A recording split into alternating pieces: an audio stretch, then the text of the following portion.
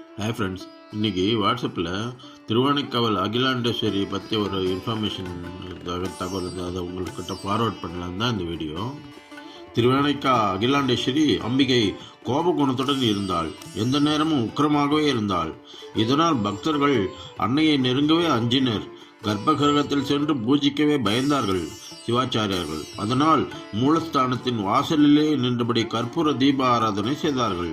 இதை அறிந்த ஸ்ரீ ஆதிசங்கரர் காதில் அணியும் தோடுகளாக திருவானைக்கோவில் அகிலாண்டேஸ்வரின் உக்கிரத்தை ஆதிசங்கரர் 2 ஸ்ரீசக்கரங்களில் இறக்கி அவற்றை அன்னையின் காதுகளில் தோடுகளாக போட்டுவிட்டார்.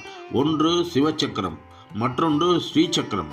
இதன் பிறகு அம்பாள் விநாயக பெருமானை அம்பாள் பார்த்து கொண்டிருக்கும் விதமாக எதிரே பிரதிஷ்டை செய்தார்.